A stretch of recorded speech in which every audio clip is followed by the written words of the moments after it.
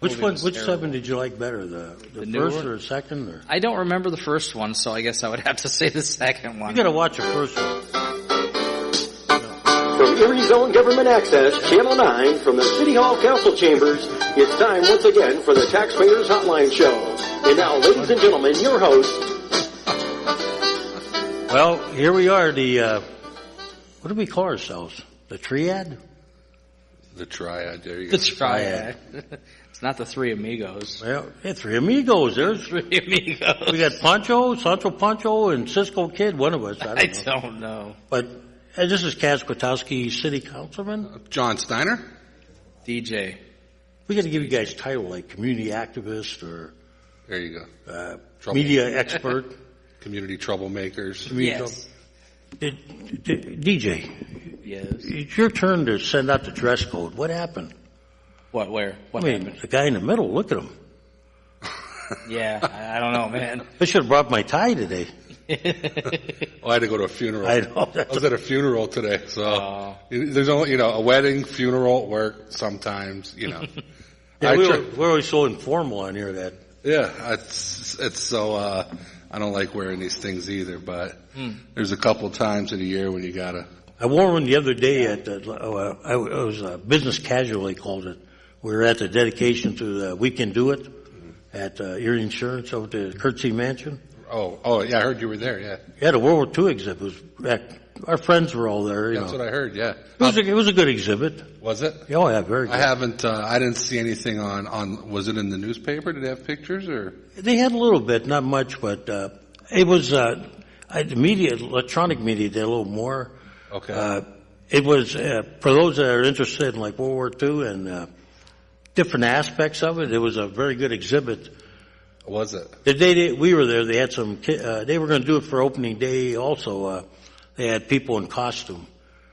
Girls dressed up like the Andrews sisters and like guys in army outfit and. Guys, you were in that war, weren't you? No, that was my dad's war. What are you talking about? Oh, I thought you might have been in that one. No. No, you're not that old? No? No, not that old. No? Although some of the equipment looked current for my generation. Even in the 70s, we had some World War II stuff. Did I see like an old Jeep, or was it a World War II? No, it was a Jeep there. And there's some other stuff there? Yeah, there was a Jeep. They were taking pictures of it. I did catch, I can't remember if that was on the news or... No, you could sit in there and take a picture with it, and they had ration books, different uniforms that were from either Pittsburgh or Erie. Right. Some weapons, and... that's one thing that Erie does do well. We pay respects to the past, where we come from and, with the veteran. I know you're very big in with the veterans. Well, I thought it was nice, and I told Mr. Hagan that, I said, and George Deitch. Yeah. The two guys that probably had most to do with that project. Right. And they're planning on doing it. They told me they're planning on doing it. Well, they got a Civil War one there now, but upstairs. Oh, is there? They're going to do a World War I exhibit on the 100th anniversary. Oh, really? Now, that's going to be interesting. Yeah. Being so long ago, probably the artifacts will be a little harder to. Right. Well, we'll get Carl on there. He'll find all the artifacts you need. Yeah, you won't have any veterans, unfortunately. Yeah, right. Whoop! What happened there? Well, it seemed like last time I was here, somebody called. Yeah, I think that's the guy that sets us up for the first phone call. Yeah. They just called to see if the phones are ringing. His phone is on. Like, is this show live or is this show tape? Well, it was like it's like when you work in retail like we all did when we were young, right. And somebody comes up to you and you're eating. They go, "Are you on lunch break?" No. Where was your first job at, Cass? Mine? Yeah. You mean legitimately, or you got paid? Well, you showed up and they paid you. Or cutting grass and shoveling snow? No. We actually it was. First job was working in the parks department of the city. Parks? Okay. Yeah, I was actually in charge of they used to hire people to watch playgrounds in the summer. Okay, they still do. So you had to work with the kids, run with them, and play ball and stuff. Wow. Like a recreational specialist. Yeah, I did. I did something like that I did that for a couple. Like a sanitational engineer. That sounds good. I like it. But then I moved on to when I went to college. Oh, hey, something's not right here. Quit doing. But I worked at Loblaws. I remember it was on East 6th Street. And that was my first job. I would think we were third shift. A lot of my friends from high school. You remember what we used to make? What's that? Oh yeah, I make $3.25. Yeah, I was in a buck. You might have made like a nickel. I was in $1.25, $2.50. You got paid a nickel. You walked 7 hours to work. You in the snow uphill. Then you walked home 7 hours uphill. Right? Wow. No, but really, people laugh. Kids, they go, "Well, you look at your gas." They see these old pictures, 50 cents for it. I say, "Yeah, but we're only making $1.25 an hour." Yeah, right. How about this one though? I paid my way through college at $30 a credit hour. Wow. You can't even buy a book at $30 a credit hour. You can't even fill out an application for $30. But $1,000 back then is Oh, that would be big. How about you, DJ? What was your first job? First job, I worked at a bar. A bartender? Oh, no. No. No, I was a dishwasher. A dishwasher? Yeah, I mean, when you're young, my first full-time job. Yeah, I mean, that's the kind of stuff, we're young guys. Yeah, we didn't have a lot of options back then. It was either gas station, McDonald's then, or grocery store, bagging or picking up cards. A lot of friends that I went to school with, we all, worked down there from from that part of town. And we used to shovel snow. That's what I thought you meant. When I was a kid, Oh, yeah, well, everybody. We always had something going, I don't think kids do that anymore. I wish somebody would knock on my door. Well, I'd go to my dad and I'd say, I need $1, and he'd go, well, you hand me the shovel. Yeah. I mean, we'd be happy with $3. Go ahead, caller. Hi, you guys are talking about your first job. John, you worked at a pizza shop. I worked at Loblaws on East 6th Street when I was a young guy. Worked at East 6th Street, too, 6th and East Avenue. Oh, really? Nemo's, yeah. No, I worked at the pizza shop. Oh, really? Yeah, I worked at all the pizza shops. I worked for Eddie DeMichael. Oh, DeMichael's. Oh, that place was really good. Yeah, I worked all around the whole city, all of his 5 shops. Wasn't that the first one that had the delivery cartons? We had Patsy Crudo was our delivery guy. They were like insulated or something, weren't they? No, we used a box. There was something I remember that was unusual in those days, but they were the first, right? Yeah, but we had a system going. If the order came from, say, way on the west side. Yeah. And we had to take supplies to the West Side store. Well, we'd get the pizza ready at the West Side store, and he'd run from there. It would stay hot. But I've got a couple things going. Oh, go ahead. We're waiting for some good stuff. Yep. This is good stuff, all right. I'll get to the mediocre stuff. We can see where the state is not going to replace the medios on 38th Street. So does that mean the state is going to replace the trees, or is the city going to get someone to donate the trees that they were removing? What do you mean they're not replacing the medians? I didn't hear that one yet. They haven't. Well, they're digging and filling in, and they're getting ready to come in with the final topping. Yeah, well, you know what? I haven't been up that far. I got to see Leanne about another issue, which is we got some traffic areas where accidents are happening. We're going to have to be a little proactive in how we signage them. So I'm going to go upstairs and ask her, but the last time I was told, John, they were only taking out the medians so far. They haven't taken any of it out. So it sounds like the medians are going to stay. Sure does, because they're going way down and putting the fill and the roughage in there. I think the trees are up to them, and I don't know if they made a final decision. The last time I talked to Sarah, she was working with them, but I think they're concerned about 2 issues. What kind of trees they put in there, whether they'll go too deep, tear up the road, and also are they low-hanging or... The tree tear up the road. Well, what happens is root structure underneath. And right. Yeah, in the years past, they didn't think about what kind of trees they planted. Sarah was explaining to me how there are certain trees that you don't want to put, like especially in parking lots, because A, they're not hardy, they don't hold up well, and B, the root structure is not good for infrastructure underneath the ground. Well, you want to put medium-sized ornamental trees, ornamental pear. And yeah, because the last thing you want to do is put a tree that goes into the sewer and water pipes, right, and start breaking in them to suck water out of them. Yeah, right. Well, it's kind of hard to stop them because they have fine roots. Yeah, so I don't, I'm not being an arborist. I know she's working on it. I'll try to get you an update though. But I know they were they had not made a decision the last time we had a meeting with them. I think the decision is already made. Well, it probably has been, and I'm sure. Well, it better be made because they're putting the final. But we really don't, like I say, the city really doesn't have that much of a input because that's our road, you know. It's a state road? Yes. Okay. Because I know that we alternate, like. Well, 26th Street's a state road. Well, that's Route 20. We know that. And 38th Street, Pine Avenue is Route 8. But when it comes to plowing, we do some of their roads. What they do, John, can I interrupt you? Go ahead. Plowing and street maintenance, minor street maintenance, because if you watch the state, their trucks will do Pine Avenue and 38th Street various times. In fact, the other day they were tarring the cracks along Pine Avenue. On plowing, we plow because unlike Mill Creek, they pay us to plow state highways. In Mill Creek and other townships, they have not taken the money and they let the state plow them. That's why it explains why in Mill Creek they get all their side roads plowed quickly and fast because the state is doing Peach Street, doing 26th Street. In the city, our guys have to go out there and take care of the major roads, many of them state. And even though we get paid, that means our guys can't get into the side roads as fast as Mill Creek. So yes, we do get paid. Well, they're right. They pay us to plow. Oh yeah, they pay us the salt too. They give us like. I know there was a couple years back when the state union was fighting that. The union guys from PennDOT. They wanted the job. They wanted the job back of plowing the city streets. And I really don't care. I'd rather have it that way. Oh, would you? Because I don't think I don't think personally we get paid enough from the Commonwealth to do it. We may not, but what worries me is those state guys. They don't care. You know, city guys, we know what needs to be. That's why I think extra salted. We know. But I think we need more money so we can buy more trucks.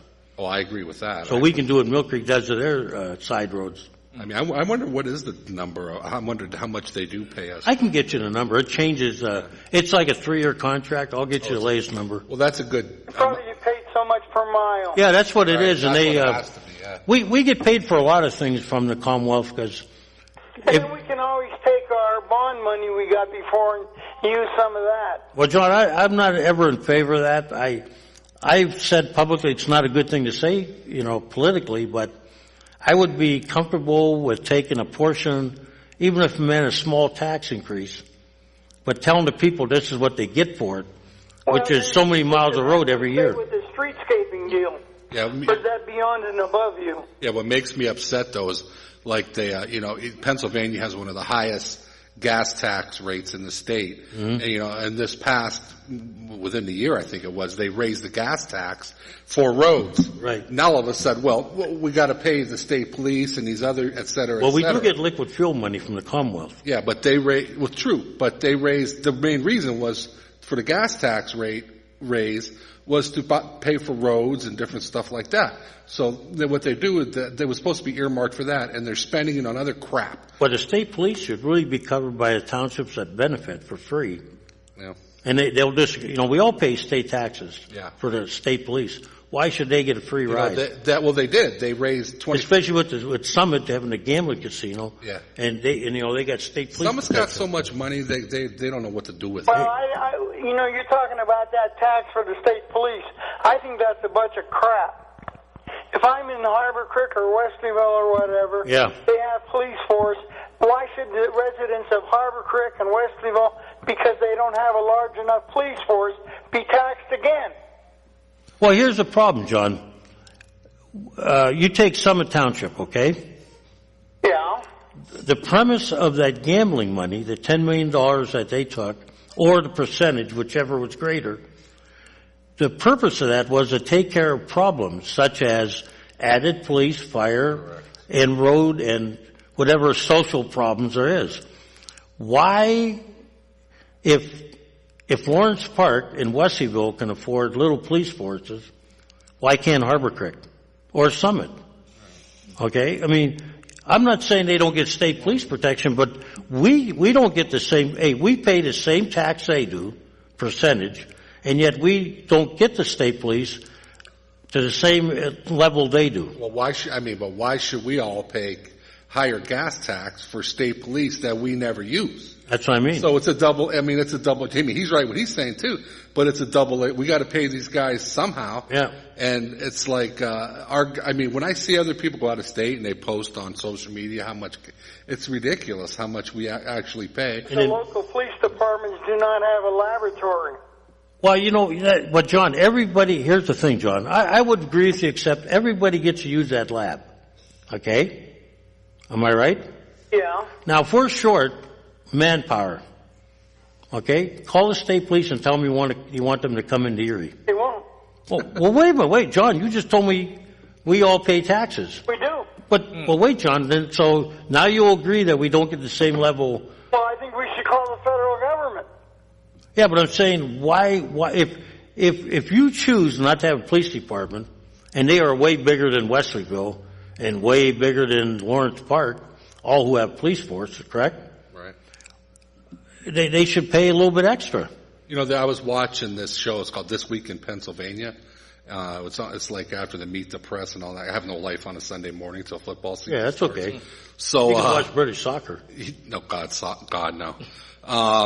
They were talking about how there's some Republicans that are trying to abolish school taxes and shift it over to a sales tax, where we would raise all the sales tax and just do away with school tax all in general. That's a lot of money to come up with. Yeah, but the thing is, it's and they had the pros and cons, and one of the big detriments is that what if the economy goes down and people aren't spending? Like with GE, nobody's going out and buying clothes. It's the same with income tax. Even if you do a combination income sales, yeah, it's still all depending upon the economy. Yeah. So there's measures in the Republican aisle to make major tax reform, but it's just a tax shift. It's not a reduction. You let the state take care of the schooling. But they're not doing that, John. That's right. But let's get to my last problem. Okay, this ought to be a good one because it's a good one. It's the streetscaping and curbs and trees for one block. I guess they got a grant for $250,000 or $300,000, and the mayor said they would match the money. And guess where he's getting the money to match from? The bond issue that he had for road repair and police cars that weren't even supposed to be in there. How can council stop this? Well, the vote hasn't come in yet, I don't think. I didn't see it. Are you talking about the 11th? On 11th Street. Oh, that's part of the VelocityNet project? That's part of I think they got money out of the Innovative District. Yeah, but they have to come up with matching money, and he's taking it out of bond. Well, some of it is also in-kind services. You can do that, too. Yeah, but it's supposed to last for 25 years if you read your articles properly.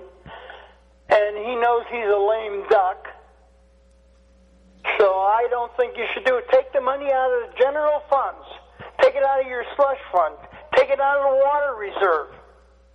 But don't take it out of the bond because it's going to cost me more money in the end to pay for that bond because it's going to have to go to maximum and we're getting creamed with the tax money. I hate bonds and different things like that. Well, bonds are for like stadiums, yeah. Or bridges. Bigger things, not toys. Bridges and, like infrastructure. Yeah. Ugly things under the ground. Yeah. It's just like they used to be when we had the water department, when Tulio used to take the money from the water department to take this and take that, so there's no tax increase. Make the tax increase. Get the cojones to do it. We don't give them that much of the water reserve. It's been very closely monitored. I'm really surprised that we did not have a tax increase this year. I'm surprised. Well, we're still crossing our fingers. Oh, the budget hasn't come in yet. Oh. It's only common sense you're going to get a tax increase. Yeah, everything's going up. The fuel's going up. The meat prices are going up. Well, and the wages are going up. Look at the county exec. She gives everybody a 10% or 6% raise. Yet I got a raise. I got 0.1%. Well, before you yell, council hasn't had a raise in a number of years, so don't blame us. think Well, you. for the amount of time you work, look at what you're getting per hour. Not very good. No, you break it down and see for the amount of hours you work and how much you're making. You're making $300 an hour. No, we're not. Yes, you are. You know where your mistake is, You're John? wrong about that, John. You know where your mistake is, don't you? No, What are you counting? you work 24 hours a day. Huh? Don't say you work 24 hours a day. I don't work 24, but I will tell you this. I know where It's you're going. it's long. It's not just the council meetings. It's the constituency. It's your liaison meetings. It's your other meetings. The other day, while I was doing my due diligence, I came close to getting a parking ticket. I mean, figure if you guys make what 6,000 a year. 6,000. Well, I get more as president, Okay, but but- $6,000 a year. Okay, so 6,000. That's $500 a month. And that doesn't. Remember, we don't have a city car, John. And We use our own car. We don't take mileage. And oh, you guys don't get mileage. when we went, nope. Well, we could, but you want to read the newspaper on that one? Oh yeah. Huh? You'll be out of office in no time. You know, so when we go to like these light up Erie nights and night out, Yeah, right. you know, I put probably 30, 40 miles in my car that night. Yeah, right. That's on my dime. I don't complain, but Right. you know, we don't even make minimum wage when you figure that out. Right. Now, you should get that parking pass like I used to have when I was with the utility. We don't even get a parking pass. So some of our members have got parking tickets while on duty. Well, Now- you should get that sign. Even the news media, if you want to call them media, Yeah. they get their pass. I know that's this council is going to take care of a lot of those issues because It's $250 a year, by the way. I mean, but it's an issue. You know, we're city employees by all technical means, but you know we're always being called like today. I had a call from a gentleman. I had to go out and visit him. You know, I don't care. That's on my dime. But you know, when people say we make a lot, we don't. Well, you should get so much operating money for the whole council, and you should draw from that. You watch what you watch. You want to read the newspaper article on that one? So what? Yeah, but you want to read it? I mean, they'll kill us. Look how many. They had no trouble when county council got, you know, when county got their pay raises. But you know, if we would do something like that, they'd be all over us. Don't you How many guys have like? employees that your county reps have? If you guys have, Your state reps. I'm sorry. Go ahead, John. State reps. How many people do they have working with for them? Well, locally, probably 2 or 3. I was in rep's office the other day, and there was 4. That's what I was gonna say. Well, some may have more, some cut back, you know. Yeah. And he was supposed to be the highest traveled one, other than Bus Andrews. Well, they get an expense account. How they want to parcel it out is up to them. True. It's the same thing with your state senators. I'll tell you, driving to Harrisburg, that's the worst drive in the world. I mean, and then you got to take those back. There's no direct Easy way. road. You have to get on those routes, and it's a real pain. Honestly, I give it to those guys. Sure, they make a good wage, but that's a lot. That's a pain in the. I mean, you're gone all the time. I mean, they're gone from Monday through Thursday, I think. You know, with today's technology, everything should be done on video. Yeah, you'd think, John, but Well, hey, you got to have their meetings and different things like that. I'll have to cut you off now, John, for a minute. Yeah, call back. All right. Otherwise, I'll get yelled at, and I probably give you. I'll see you. You know. Wow. Go ahead, caller.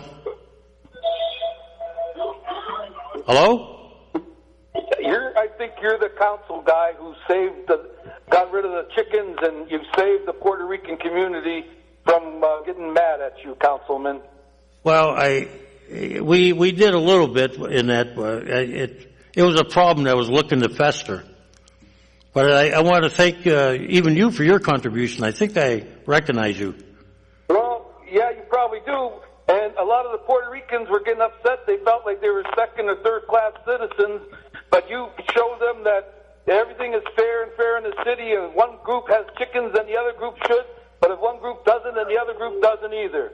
So I salute you, city president, council, and Steiner, and the other gentleman too. DJ, So, God bless you all. Thank you very much. Thank you. Are defeated. What happened there was we had we have a farm animal ordinance. Okay. But let me tell you a funny story. Go ahead. You want me to tell you? I thought there was an ordinance. I live on the east side. Well, there is. 26. I live on East 26. Across the street and or a little bit, there's I think they're Iranian. That crew. Yeah. And it's 5 o'clock in the morning. Okay, and I hear. I was like, one eye open. I'm like, what? Wait a minute. You thought you were in Sunnybrook Farm, yeah, right? I thought I was dreaming. You thought you were Rebecca. Yeah, and these things, they don't stop. It's not a one-time. All right, that's enough.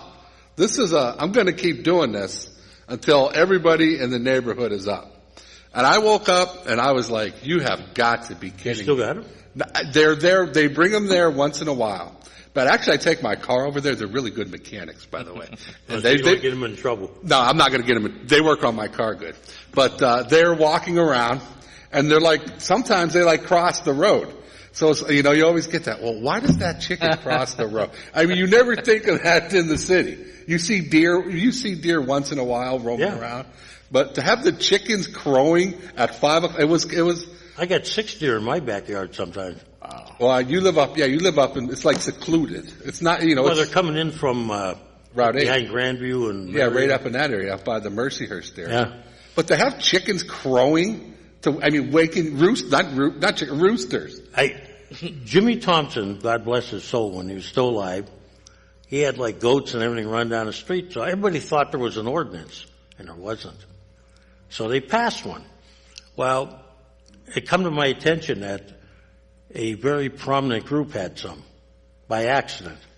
So we had a talk, and I said, you're probably going to have to get rid of them because it's causing, like this gentleman said, another group of this wanted to bring them in. And, I think people are getting confused with our urban farming. Right. This is not going to turn into, cows grazing on 38th Street. Okay? And, well, don't laugh, because I remember where Hills was on the west, remember in Pacific Avenue up there in Mill Creek? Yeah. There was a cow there in 1968 or 69 when I was again, and I used to pick up my buddy up there.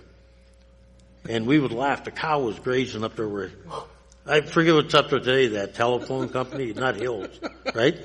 So, it's not too far removed. Urban farming. You better put you better put something in small print about that. So I could just see, like what I was pointing out, there's something behind 19th and Parade, a whole group of, like, chickens. You can see the coops.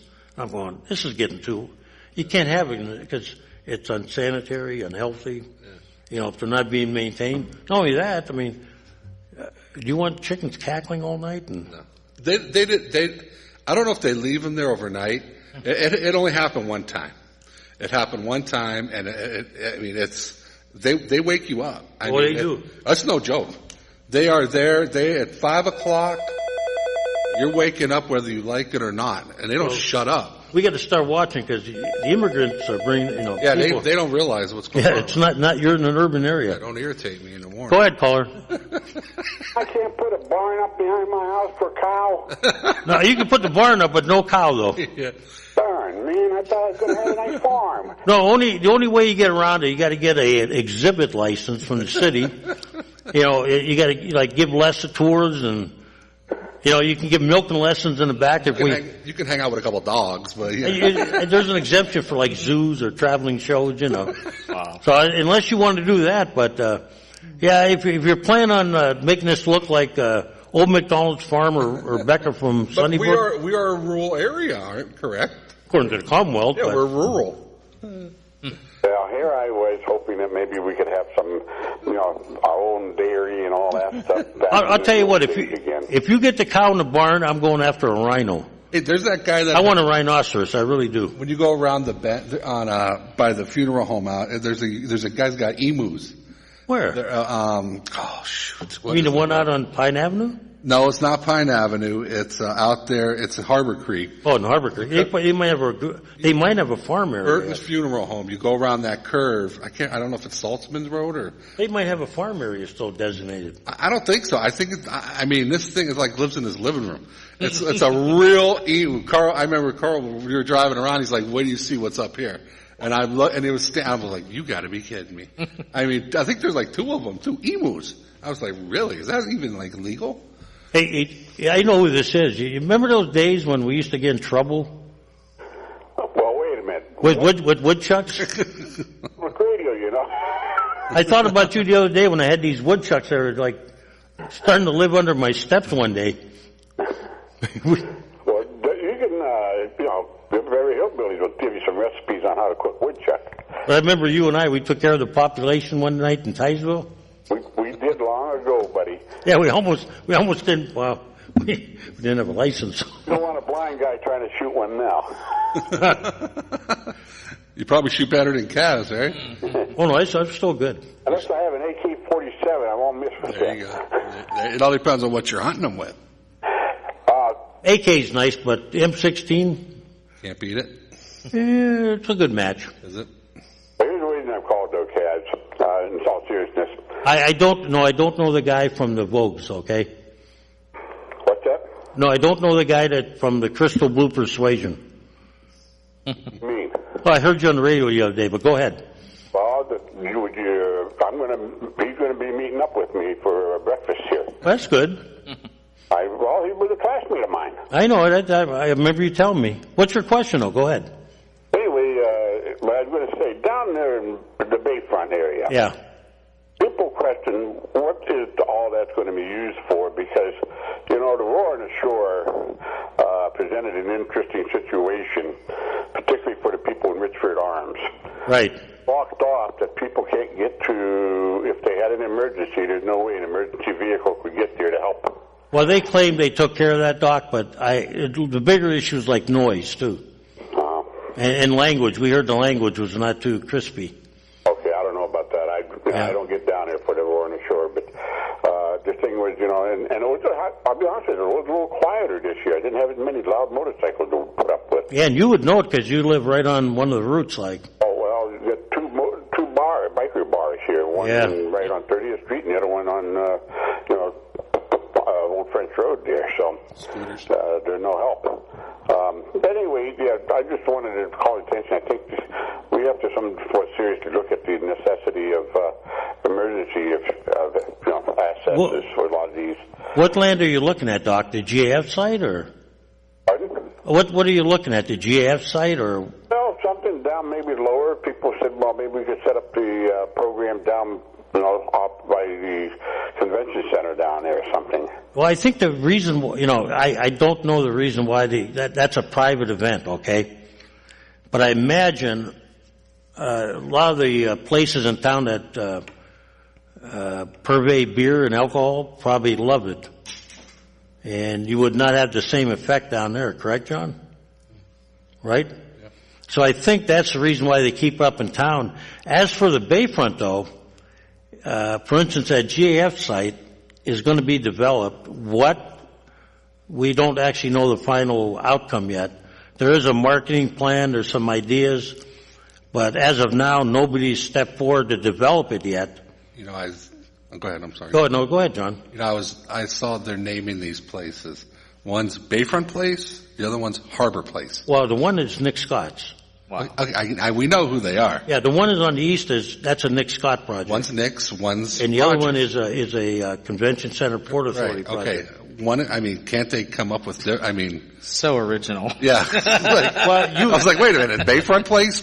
Harbor Place. You got to know that there's not a lot of love lost between we know that. The two parties, okay? Yeah, we definitely know that. But who came up with it first? Was there Bayfront Place first or Harbor Place first? Because the other one copied.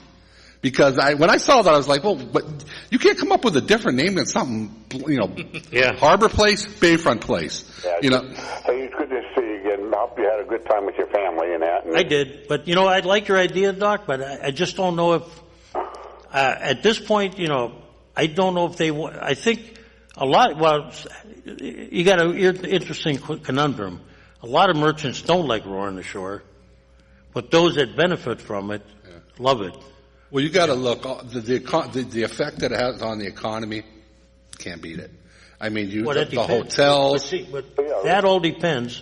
Besides that, it helps the economy greatly, and I appreciate that too. But I can make a point that I can show you a businessman that between all the things we do on State Street, he loses maybe a month of business. Because you shut off the access to his property. Yeah. And with being downtown, you have your pros and your cons. But how many people walk into his business during lunchtime? But How many people hang out at night? But he has a type of business that's not It's not a tavern or a bar? It's not a tavern or bar, okay? Okay. So his clients can't get to him. I'm going to get offline so somebody else can call. Okay, thank you. So how it hurts him is that he can't replace that because they can't get to him, okay? Right. And so and then like I had a friend that had a bar and a restaurant. Not a bar, he had a restaurant. But he couldn't benefit because he was a high-end restaurant. Right. And his business is not to sell cheap beer. Yeah. So he was losing, Right. I'll be true with you, probably $30, $40 meals. Well, that's part of the business of being downtown. But that wasn't, see, John, here's the problem. Your generation looks at it that way. But who was there first, okay? When they moved there and made that investment in a bad rundown downtown, we weren't into that kind of entertainment business. Well, if you remember. So they invested their hard-earned money to start a business, and for a long time they were the only thing holding up that downtown. And then you come in and you go, well, we're going to shut you off. If you've never been in business privately, okay, and I used to work in retail for a private company. You don't realize the effect it has on your bottom line, okay? When you have to go home, how do you tell the waitress that has to go home now without a week's paycheck? Yeah. What do you tell her? You're right. So with the new mayor's office, coming in soon, can we maybe make adjustments? Well, I think we should, and we don't do that. In other words, and a long time ago, DJ, the stage used to be down on the dock. Oh, yeah. yeah. Were you here? I don't think I no, Yeah. but slowly it's moved around. I think for 1 year, wasn't it by Tippy's over here, Park Place? Or no. No, Yeah, that was his own stage. Oh, was it? He used to have it on the dock, this stage. It used to be on the dock for many years, and all the boat. I mean, it was really nice down. Yeah. I loved it down there. But it was limited. The trouble was, and then you had people on the dock, and you had to put up barriers so nobody fell in the water. I mean, the boats down there were awesome. I mean, I remember Lou Tullio driving around on his cart down at that. I mean, it was. I'm not saying packed. it's a bad idea, but I think we really have to work with the merchants because yeah. you can't shut down a business without effects. I mean, they can say, yeah, look, we're doing great, we're bringing all the money in. But if you're the one that doesn't get a paycheck for that week because your boss had to send you home, what do you tell your wife? Guys, you can't make everybody happy all the time. We know. Well, I think, John, I was watching how they did it in other towns. I just got back from Bethlehem Music Fest. I watched how they did it. Oh, really? Yeah. Better plan than we got. Was it? Oh, absolutely. There you go. We institute a better plan. And I think you've got to look, we're getting enough experience of this that we have to go around and ask different merchants, what can we do to help you? It's not a big deal. You got all year to work on it. And you can pretty much figure out walking down State Street and over North Park Road, you can figure out who you're hurting and who you're not hurting. Well, I'm trying to, where the stage is now, you have the new Scully's or whatever that is now. Yeah. You have, we have the old Sweet Shop. Is that still there? The Sweet, you have the They probably wouldn't be affected as much. The eyeglass place. Yeah. That might be affected. That might be, yeah. And then you have, so you got to provide. we got Subway, McDonald's. What you have to do is you have to provide an outlet so they can get in and out. Okay? But the way we do things, it's a real nightmare trying to figure out how to get around town. I mean, I'd rather have it there than over here, where they have. I don't know if they have that Roar on the Shore stage. Is that still over here? The trouble with the stage where it is now, and I'm not saying that, you can't please everybody, but we did this. We put elderly people in that hotel. We did that. Richford? Yes.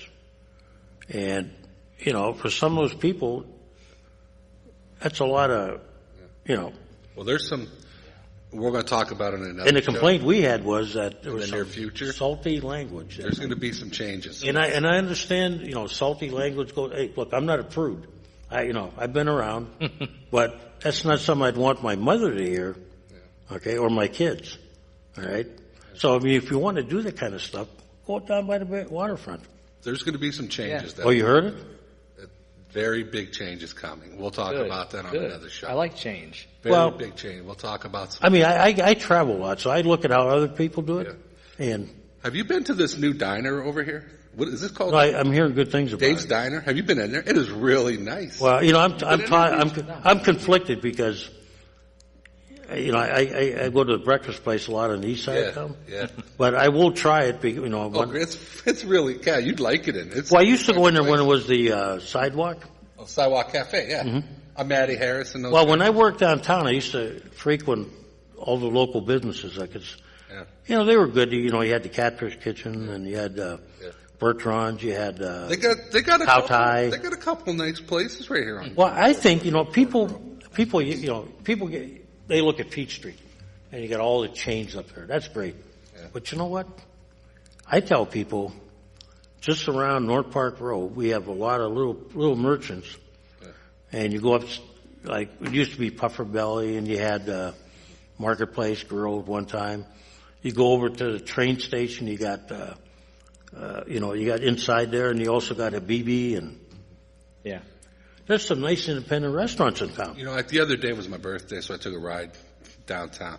Took a ride down the dock, and I'm looking around. I'm driving up State Street and around, and I'm telling you, Erie downtown is a really nice place. It's getting better. It is a really nice place. And we had Johnny Buchner on here, a few weeks back. Oh, did you? And we talked about some things that people want. I had a visitor here yesterday from out east.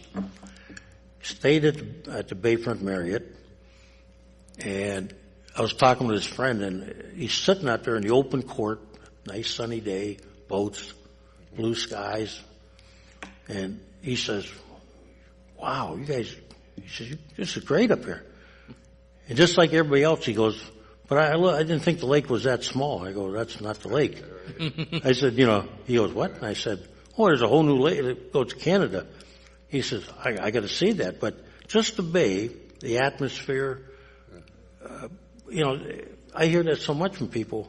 And I said, wait until we develop this around here a little bit better. Well, it all started with the Dobbins, the tower. Yeah. That kind of solidified an old rundown place. I went, today was Dr. Garvey's funeral, who was a longtime mentor of myself and a lot of guys from the Lower East Side.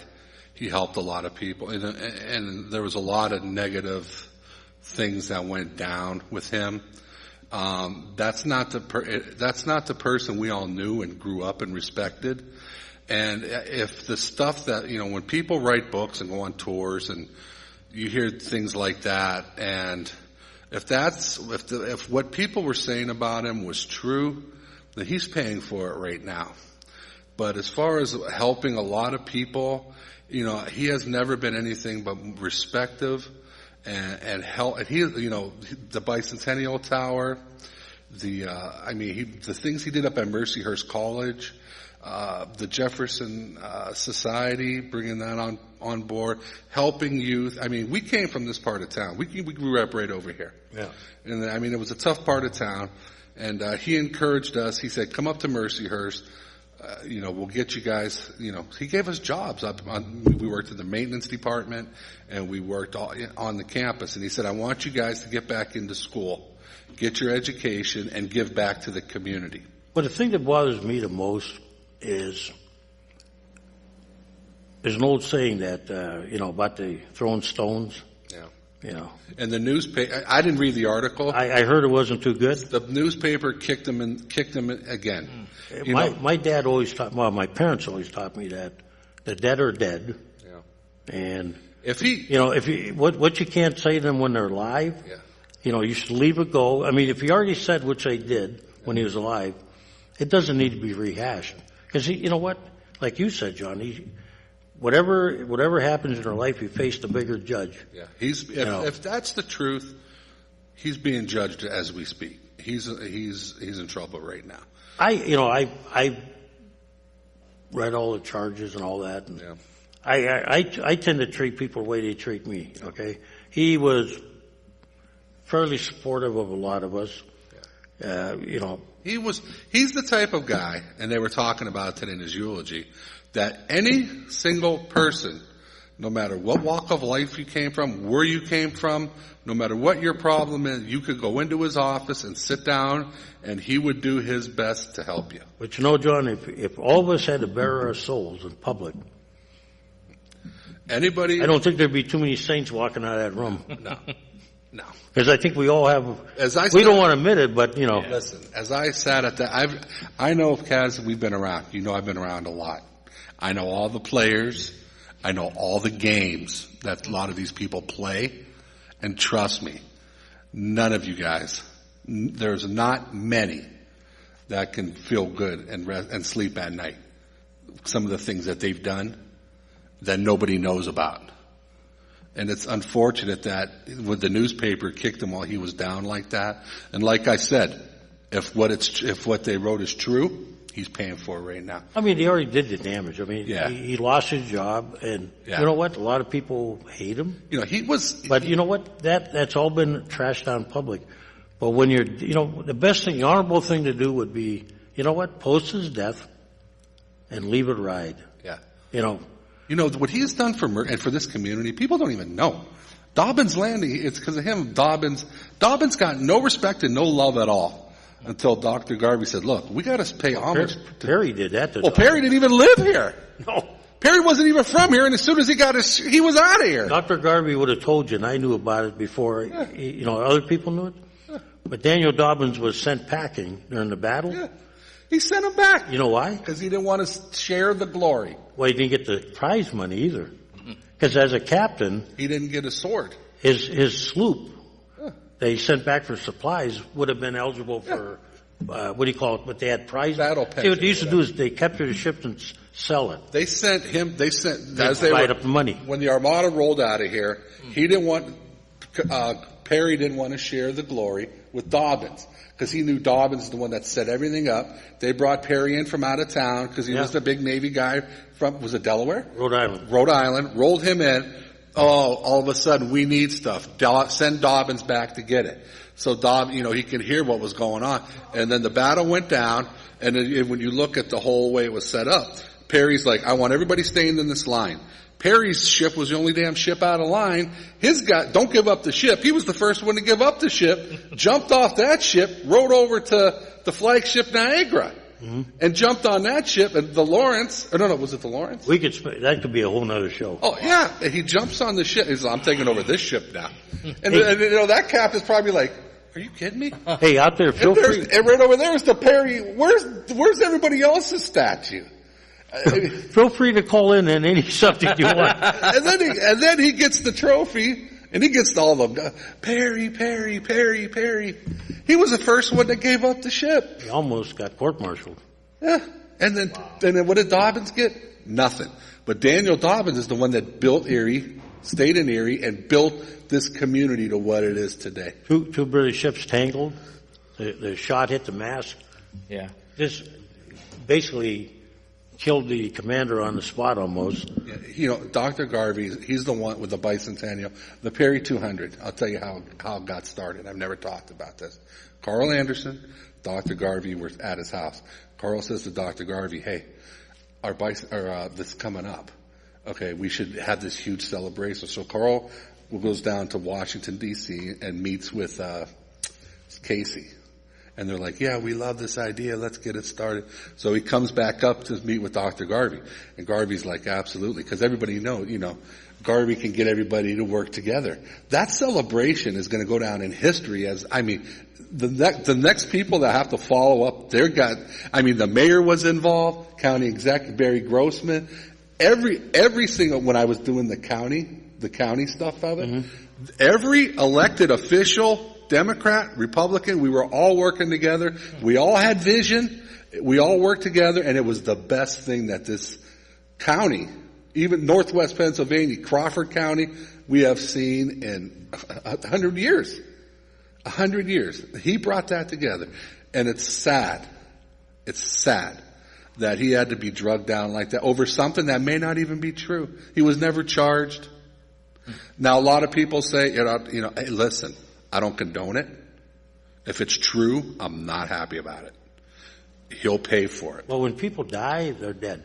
When they're dead and buried, it's time to realize some of the good, Kaz, are you perfect? Absolutely close. Absolutely not. Hey, John, if things work out and you live longer than me, yeah, I don't want no damn plaque, okay? No. Okay. He doesn't want a plaque either. But the way he went down was tough. And don't lower the flag. No. Not the federal flag. That's illegal, so don't lower it. I mean, he has done so much for this community, and a lot of people I expected to see, but they didn't show up. And they know who they are. And it's very disappointing because just from my personal knowledge of my personal relationship with him, he brought guys, just kids from a rough neighborhood, and he knew where we came from. He gave us opportunity and education. And now some of us are elected officials, worked in the criminal justice system, and we're all giving back to the community. But that's all I wanted to say. He used to critique me a lot. Are you kidding? I'll tell you what, every single elected electorate in the history of Erie County, judges, no matter what, Democrat, Republican, has sat in his office or his house. See, Dr. Gore, he was a guy that you could come hang out at night. He wasn't a morning guy. 9 o'clock, they were talking about it today. You come over, bring some Irish whiskey over, you can sit down, have a little talk. You would learn more about the history, the mayor, what other elected officials have done, and he would give you suggestions, and then he would say, but it's up to you. He just gave us a book on the mayors. I haven't read it all. Yeah. TJ, you've been quiet as heck. I got nothing. What you got to do? Are you calling these people out, John? Are you issuing a challenge? You should issue some sort of challenge. Well, I mean, like they should stand up and be as good as this man was. Yeah, I think, a lot of people with him being gone, there's a lot of people that have an opportunity to step up. Yeah. And to be leaders. Erie has a tendency, everybody says we want leaders. Erie has a lot of followers. Yeah. We are void of leaders. Void of leaders. It's not about leadership. It's about followership in Erie. And that's part of the reason why we're in the crap we're in today. And he was a true leader. And in my opinion, a lot of people turned their back on him when he went out of his way to help people. Well, he and I used to have these giant talks on that taboo subject. Yeah. You know what that was? No. Metropolitan government. And he and I used to sit down and we used to argue about how it could be accomplished. Because when you look at Erie and you look at how fragmented we are, when I was down in Allentown, I was amazed. Everything down there is the valley. It's not Allentown, it's not Bethlehem, it's the valley. The airport is the valley, Lehigh Valley. Our thought process is, I'm laughing the other day, I'm listening to the media. Mill Creek, Waldemere Park, which is located in Mill Creek Township. Well, that's not necessary to the story, And I see the shift now. Mill Creek is taken over, and that's fine, but we don't talk as, we don't talk as an area. We talk as little individual municipalities. You go to Allentown, it's like, okay, yeah, Allentown's a big dog, Bethlehem's next, Easton, but it's the valley. The valley. When we can get that mentality we're talking about greater Erie, which is everybody, that's when things will start to change. When we don't worry any longer about, Erie. Where does Wegmans go? Does Wegmans gonna, Erie has to undergo some very, very significant changes. And we have an opportunity. The ball's already rolling. This room is going to be filled at your next council meeting. I was telling Mike, you're probably going to be staying late on Wednesday. The whole, with the whole Lower East Side. So where's John? I got to tell him now that. Yeah, John. Yeah, right. He'll be here. No, that changes my hourly rate, doesn't it? That's true. You might actually earn your money that night. You're going to earn your money that night, Cass. Wait a minute, it's John. probably going to be full. You're going to have to hit that gavel. I've been watching the meetings. It's like 20 minutes, and you guys are out in the parking lot talking. No, that's not true. It is. I watched. You were like... The last one was fast, but not all of them are fast. Okay. Yeah, you're right. I did just watch the last. Yeah, the last one was quick because it was really... a lot of people are saying that... there was not much there, I mean... They're focusing on the Lower East Side front and the Lower West front. That's bullcrap. I live on the Upper East Side, and they were pounding on my door. You and I talked about this. I am not against, starting somewhere. I am against this, though. If one guy can do 1,100, they got to tell me why the other 4 or 5 aren't doing anywhere near that. Because, you and I got problems where we live, different from each other. Right. You're different than my problems, okay? Right. But my problems are different. But all of them are like what I call the broken window. You know what the broken window theory is? Yeah. You ever hear of it? I think I've heard it, but I'm not 100%. Yeah, if you let the little things go, they start adding up. Right. Yeah, one guy lets his window get broken, doesn't fix it. Sure. Yeah. Next neighbor has 2 windows unbroken. A lot of times, though, Cav, we started talking about a little bit the other gentrification, where the rich come in, buy everything, take it over, and it rips the heart out of a neighborhood. Mm-hmm. But in this scenario, I grew up on the Lower East Side. I love the Lower East Side. I will always be from there. We need change down there.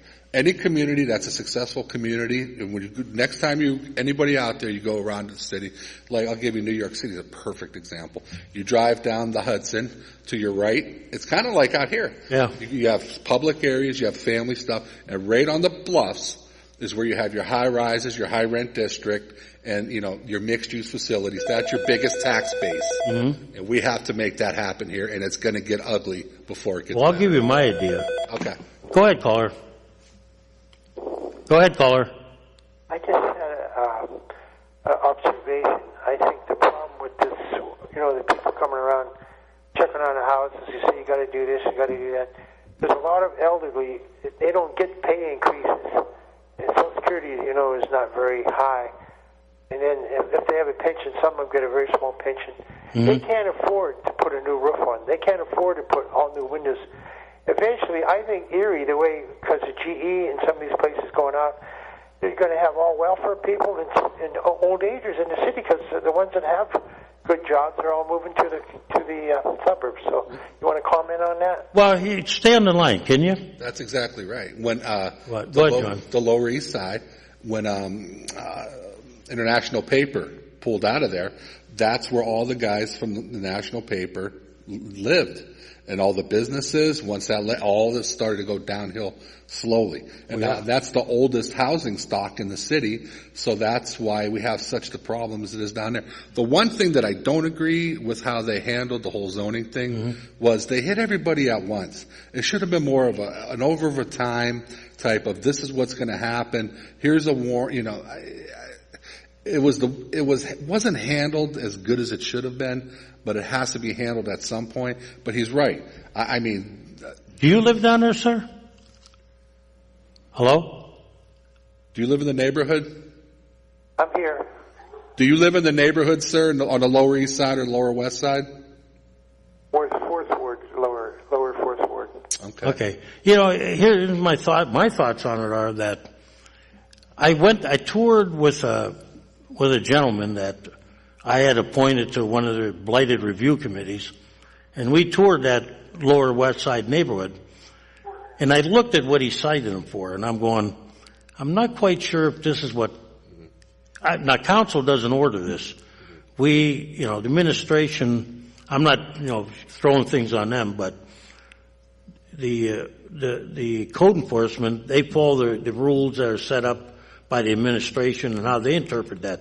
Council authorizes it. Right. And that's why council is going to look at this and saying, was this the intent of the law, was to force people to put in little handrails and all that? Well, or are we looking for severe structural damage, and how do we help those people solve it? For instance, I'll give you an example. Some lady had a sidewalk that was fixed by either the sewer or the water department. They did it wrong, and our guy is citing her when we should be the ones that are correcting it, because we screwed it up, okay? And I'm thinking, like this gentleman, well, if a roof is bad, we got to do something, but we also got to find a way to help that lady, either through grants or so. Our volunteers willing to do this stuff, and I think that's what we have to start looking for too. That people that are willing to help. Help the people that can't help themselves. Listen to this. Hold on one second.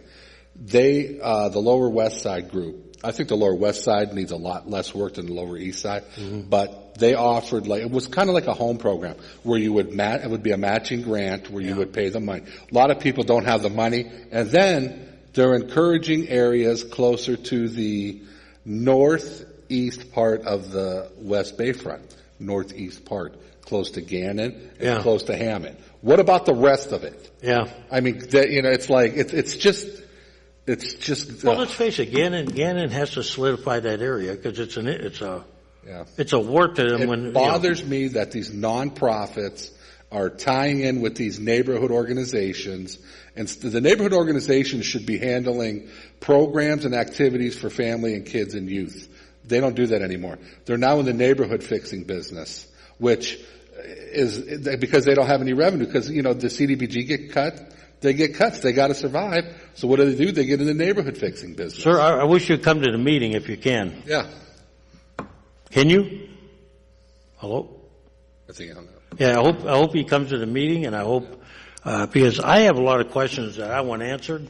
Yeah. Because when I looked at how they were enforced and things, it's, I'm going, are we worried about safety issues? And, I don't know why they would.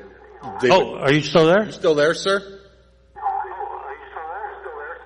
Yes, I am. Oh, okay. I thought we thought you hung up. Yeah, I hope some of your friends and neighbors, come to the meeting and, because, more we hear, For September. All right. Thanks for calling. Bye. Bye-bye. But, that's the trouble that we're not, I think we're not being consistent, and it has to happen not for our generation and the next generation, our grandkids. The inner city, there has to be an area where you have people with disposable income to support all the other, you build from the inside out. And right now, it did start that with the Boston store and these other places were really nice. Yeah. But now they're all Section 8 housing. And you can't have Section 8 housing. Did you guys, one more, I'm sorry, I didn't mean to interrupt. That's right. On the West Bay front, they were talking about putting that big, living center. The 3-story building. On West 2nd Street. Did you guys okay that, or did that fall through the No, cracks? we okayed it, but we okayed it with the proviso that they have to pay taxes. How, are they building it, or what's going on with that? They were in the design phase, and all council did was rezone the land so they could do it. Yeah. And they gave us a plan. We said we would give it to them if they promised to pay taxes, because the way it was worded, 1/3 of it was going to be top end, 2/3 was not. Okay, it was going to be subject to maybe a 501(c)(3) running it. And we said, whoa, we don't need any more tax exempt, If I was voting on that, it would be a definite no. What? Having that building down there in that area. It's got the way. Well, first of all, neighbors didn't complain. We got none from. There's really no neighbors down there. It's in that empty lot. But the problem was we had no neighbors complaining. Who's the organization down there? It's got the West Bayfront. It's the West Bayfront organization. Yeah, they endorsed the project. It would be a little Granada. It's going to be if it happens, predict. But John, Granada. Here's the problem. Right now the city's in a mess. Okay. Yeah. And anytime we get developers, like, the other day they were chastising council for not questioning Erie Insurance on the scope of their project. But you know what? That's a flexible project. They came to council a few years back before I was on there, and I remember their plans were, it's going to be dormitories, classrooms, offices, residential. Right. So what they've done in the past, nothing looks bad, what they've done already. It looks like it's a good idea. So at some point in time, councils have to say, we can't worry about. Do you think back then in Mill Creek they knew what was going to happen in Granada? Do you really think they knew that? You guys have to make some really tough decisions. And Erie Insurance and that organization, they pay taxes. They got money. They're ready to invest. We got one shot. Well, that's why when this guy came in, he said, you know what? We can guarantee we're going to put up we're going to pay tax. That was once this is over, Kaz, we got no more shots. And the time is ticking. But let me talk about that thing on West Side before we go. We're out of time. We're way out of time. Are we? Yeah. Yeah, we are. Okay. We're over Cass, an thanks hour. for having You want us. to come? You want to come next week? I don't know. We'll have to see. I think you better. Well, you got to finish this. You can't leave us hanging. All right, we'll pick it up. DJ, DJ. No promises. will I see you next week? I don't know. I do not know. Cat. We're getting close to losing DJ. I know. We'll have to go have a going away. We have to go away party. Yeah, Going No, away I don't do parties. Goodbye. I will actually sing, and you'll never heard me sing before. We don't want to. We don't want to. You don't want to do that. Well, Cass, thanks for having us. I don't know if we're on the air. You too, DJ. You guys do stimulate conversation. You really do. Hey, got to keep it going. A lot of good close. I just bobble. I'm one of the bobbleheads. Oh, you're fine. No. DJ, you have insights that John doesn't have, Well, and John has insights I don't have, and you have insights I don't have. and Kaz has just overall knowledge of the world. So Overseer. yeah. But thanks for having me, Kaz. Anytime you guys have an open invitation. Remember that. Yeah. DJ, if I don't see you, good luck, buddy. And to Mike, our engineer behind the scenes, Yeah. who makes it all possible. He's up for Engineer of the Year. We should sing Happy Trails as we go out. I don't know the words to that too much. Well, that'd be ugly, though. That would be bad. We have to karaoke that. Thanks for watching, everybody. Where's that song? Happy trails to you. I'm not going to sing it, though, because that'd be terrible. Ladies and gentlemen, you have been watching the Taxpayers Hotline Show on Erie's own Government Access, Channel 9. I could start the show with